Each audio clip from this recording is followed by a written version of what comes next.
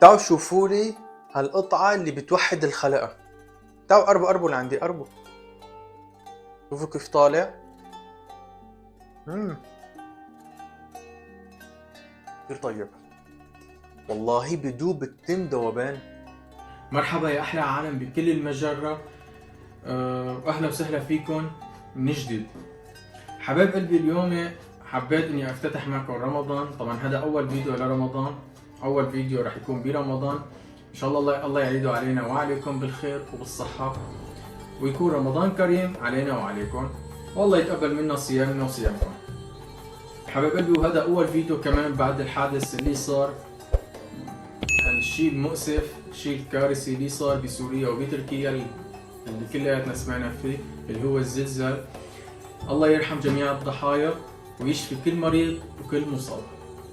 حبايب قلبي، هذا انا حبيت افتتح رمضان بوصفة أكلة حلو يلي هي بركي ان شاء الله الله يحلي ايامنا وايامكم ويكون خير ان شاء الله برمضان.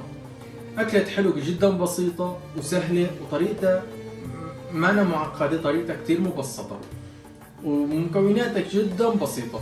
حبايب قلبي، اليوم رح نعمل مع بعض الليزي كيك أو الجاتو اللي بالبسكويت، الكيك البسكويت أو الليزي كيك، أو في منه بسموه السوكسيل. رح نعمله مع بعض بأفضل طريقة على طريقتي أنا، وبتاخدوا طعمة خرافية. مكونات جدا بسيطة، مكونات ما أنا معقدة، ما بتوقع انه تكون مكوناتها وطريقه تحضيرها ما هي معقده، وما راح اطول عليكم حبايب قلبي. خلونا نشوف طريقه تحضيرها خطوه خطوه. التزموا التزموا مثل ما انا راح اعمل، التزموا بالمقادير، اهم شيء المقادير، وبتطلع معكم كيك البسكويت او الليزي كيك خرافيه بكل معنى الكلمه. خلونا نشوف طريقه تحضيرها حبايب قلبي.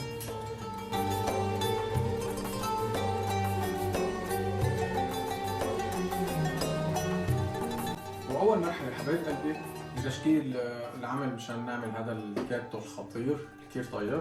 عندي انا اول شيء بسكويت الساده، بسكويت الشاي. قربوا لعندي شوفوا، اللي هو فيكم تستخدموا اي نوع بسكويت انتم بتفضلوه، بس يفضل بسكويت الشاي اللي نحن بناكله دائما المعروف المعترف فيه، لانه بيكون شوي قاسي ولما فيه شويه قرشه، فمشان هيك يفضل يكون بسكويت الشاي. عندي هذا النوع راح كسره بس ما اطحنه طحن لا ناعم ولا خشن، يعني بين الوسط. راح كسره. قربوا لعندي شوفوا، يعني هيك كافي بالنسبة لتكسيره مثل ما كنتم شايفين. يعني لا ناعم، ما بدي اطحنه انا، ولا بدي يكون حبة كبيرة. راح اعمل كل الكمية وشوفكم المرحلة اللي بعدها. وهلا حبايب قلبي، بعد ما كسرت البسكويت، قربوا لعندي شوفوا شلون طلع معي. كسرته بهذا الشكل مثل ما يكون شايفين، لا نو صغير ولا نو كبير، يعني بحجم الوسط مثل ما شايفين. طبعا هون انا عندي باكيتين بسكويت، انا نسيت اقول لكم على هالمعلومه.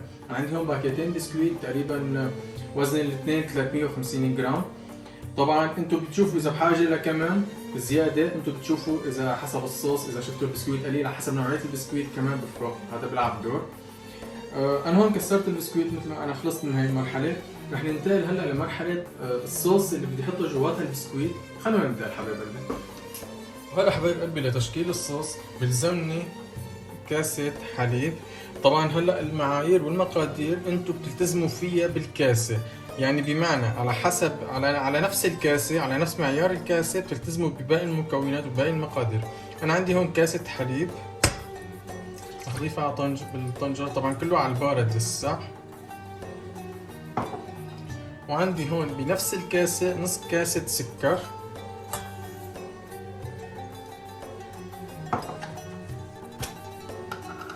وراح اضيف عليهم 3 معالق كاكاو خام، كاكاو مر. طبعا يفضل يكون من اجود الانواع. 3 معالق كافيين.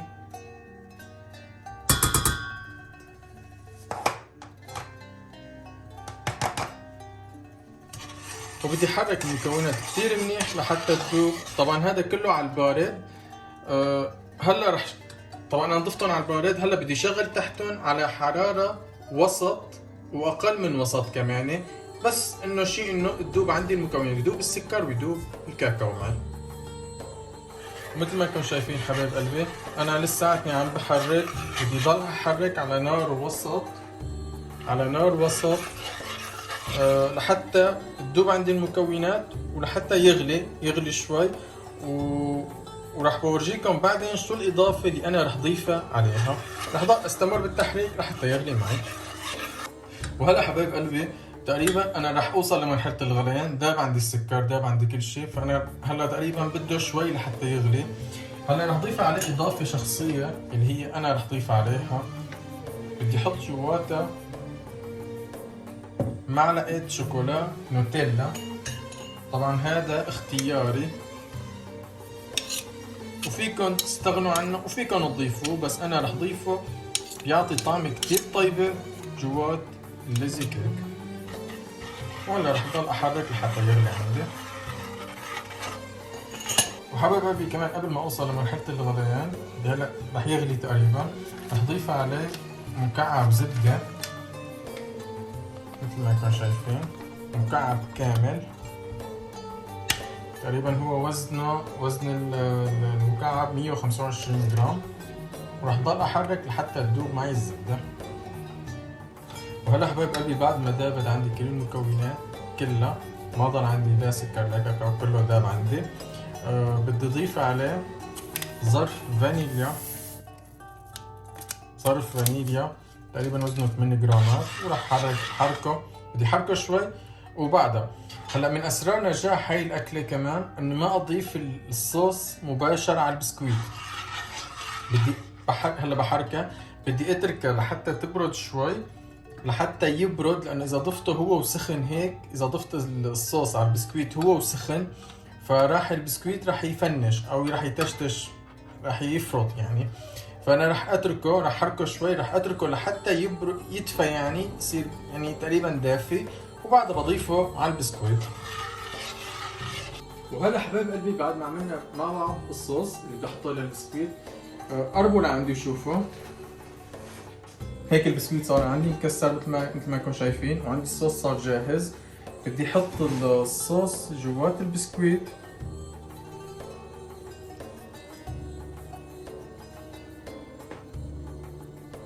طبعا مثل ما قلت لكم الصوص صار عندي دافي، اهم نقطة انه ما يكون سخن. وبدي احرك المكونات كتير منيح مع بعضها. ومثل ما انتم شايفين حبايب قلبي انا حطيت كل الصوص وحركته.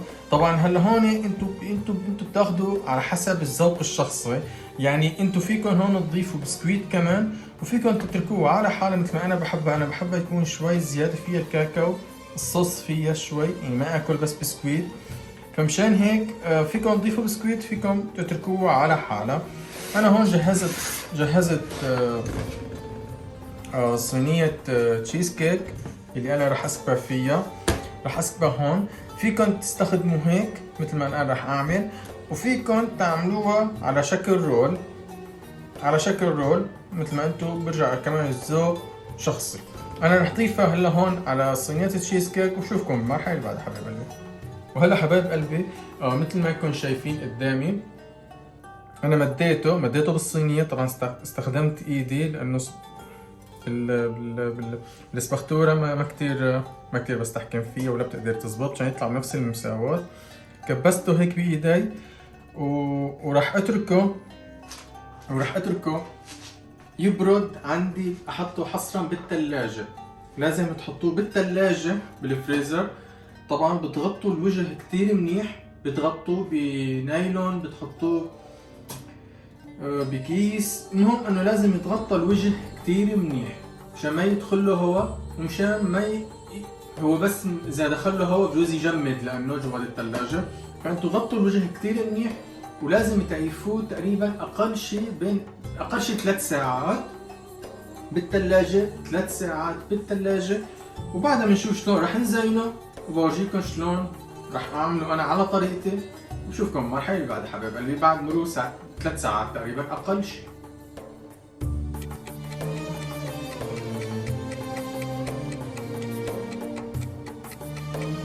وهلا حبايب قلبي بعد مرور تقريبا 4 ساعات، انا طبعا محطوط حياته بالثلاجة.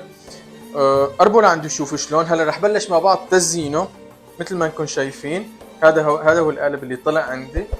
انا عندي رح بلش بتزيينه. طبعا التزيين ذوق شخصي، يعني على حسب كل واحد هو شو بده.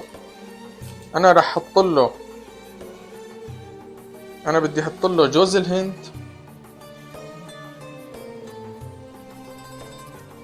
وهلا حبايب قلبي بعد ما حطيت انا جوز الهند، انا عندي هون كمان بندق مبروش. بندق مبروش طبعا مثل ما قلت لكم التزيين على حسب الذوق الشخصي.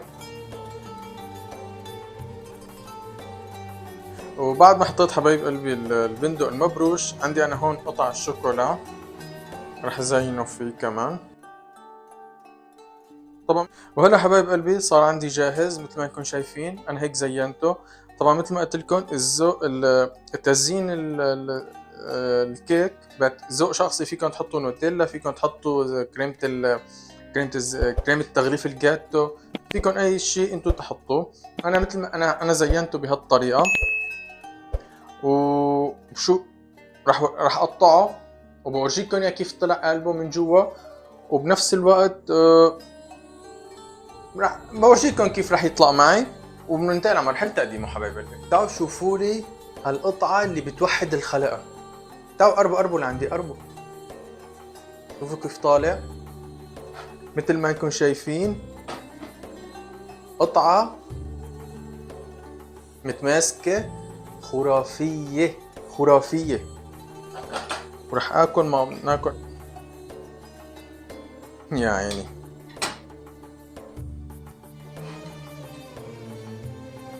والله قطعة خرافية. انا عندي هون كمان صوص الشوكولا. وهلا وصلنا لمرحلة التذوق. شوفوا لي اياه مثل ما قلت لكم انا حطيت له عليه صوص شوكولا. تعالوا شوفوا لي هالقطعة اللي بتوحد الخلقة. باكل شايفين؟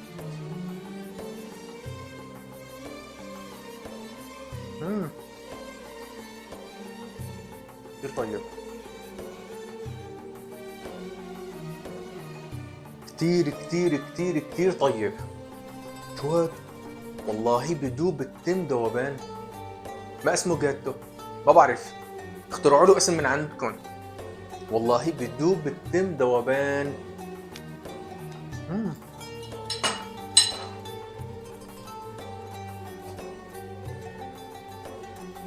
كتير طيب، والله كتير طيب. يعملوها مثل ما انا عملته بنفس الطريقة، وزينوه مثل ما انا زينته هيك. صدقوني صدقوني الجوز الهند فيك طعمتها كتير كتير طيبة. كتير لابق لجوز الهند. وان شاء الله يكون عجبكم الفيديو مثل ما لكم سووا نفس الطريقة. ان شاء الله يكون عجبكم الفيديو. وبرجع بقول لكم رمضان كريم، والله يعيد علينا وعليكم، والله يتقبل منا صيامنا وصيامكم. ان شاء الله افطار شهي، اكلة حلو مرتبة برمضان. خرج انكم تعملوها حتى مناسبة للضيوف. اذا لعندكم اذا تقديمها للضيوف كمان مناسبة. نشوفكم بفيديو جديد وبوصفة جديدة. لاقوني لانه في برمضان وصفات كتير كتير كتير خطيرة. رح اعملكم كتير وصفات طيبة ومن اللي بحب اقلكم. اذا عجبكم الفيديو لا تنسوا الاشتراك بالقناة، تنزلوا لتحت تشتركوا بالقناة، تعملوا لايك للفيديو، شاركوه بين اصحابكم بين معارفكم. نشوفكم بفيديو جديد ووصفة جديدة. بتمنى لكم كل الف خير. باي باي.